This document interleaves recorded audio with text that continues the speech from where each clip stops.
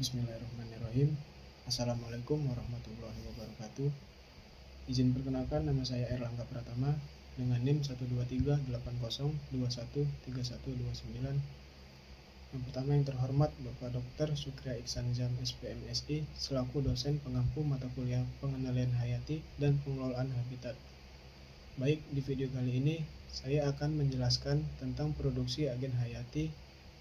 Adapun isi video ini nanti yaitu pengertian dan manfaat agen hayati, jenis-jenis agen hayati yang saya gunakan, sekaligus karakteristiknya, kemudian alat dan bahan, proses pembuatan atau proses produksi dari awal hingga akhir, dan cara pengaplikasiannya, dan sekaligus saran dan kesimpulan. Baik, apa sih agen hayati itu dan seberapa penting manfaatnya?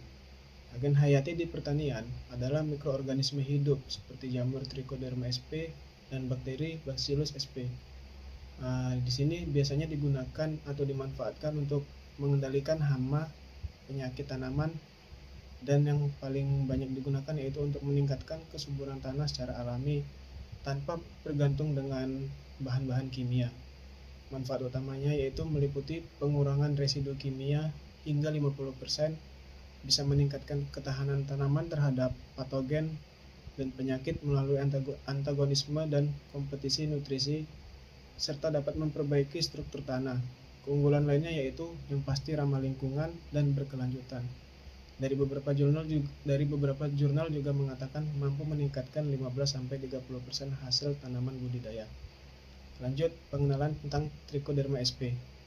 Trichoderma sp adalah jamur saprofit tanah atau yang biasa disebut fungi imperfect yang banyak digunakan sebagai agen hayati di bidang pertanian tropis seperti di Indonesia, yang biasa dikenal dengan biofungisida, bisa juga biofertilizer, dan stimulator pertumbuhan tanaman dalam budidaya.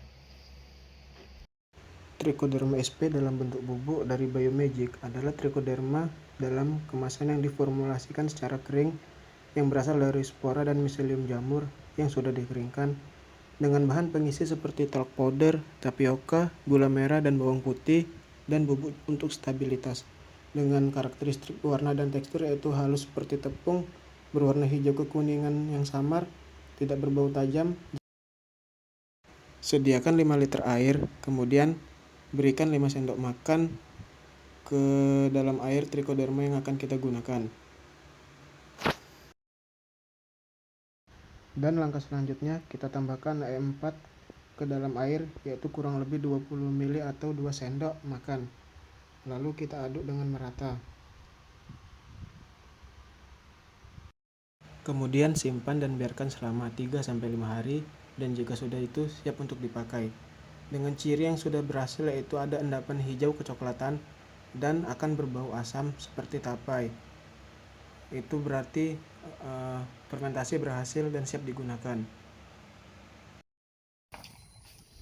Untuk pengaplikasiannya bisa langsung disiram menggunakan wadah, atau bisa ditaruh ke gembor, atau bisa juga menggunakan sprayer. Ini trichoderma yang sudah saya ambil. Saya mengambil 100 ml.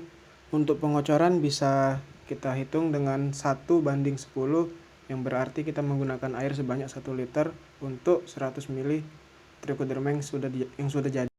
Lanjut, seperti sebelumnya yang saya katakan, saya menggunakan takaran 100 ml yang berarti menggunakan 1 liter air atau 1:10. Begini tampak 1:10. Kita aduk-aduk terlebih dahulu supaya endapan-endapan yang ada menjadi larut, dan kita siram.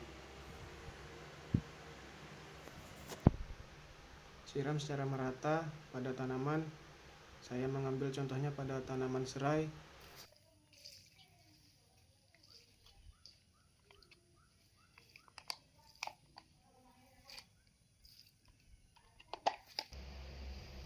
Lanjut, untuk kesimpulan dan saran. Kesimpulannya yaitu Trichoderma sp adalah solusi untuk agen hayati yang praktis untuk petani modern, terutama di lahan tropis yang seperti di daerah Riau, dengan kemampuan gandanya sebagai pengendali patogen dan juga sebagai penyubur tanah. Kemudian dari awal produksi hingga pengaplikasian dengan voucher sederhana, Trichoderma bisa dibilang efektif untuk mengurangi ketergantungan pestisida kimia dengan meningkatkan kesehatan akar dan hasil panen 20-30%. Ini mendukung untuk pertanian organik yang berkelanjutan dengan biaya yang murah. Untuk sarannya sendiri yaitu disarankan pengaplikasian pada pagi hari, dan juga untuk pembuatannya bisa dengan mencampur molase untuk aktivasi spora. Mungkin cukup sekian video tentang pengenalan hayati dan pengelolaan habitat. Mungkin cukup sekian video yang dapat saya sampaikan. Lebih dan kurangnya saya mohon maaf. Akhir salam, wassalamualaikum warahmatullahi wabarakatuh.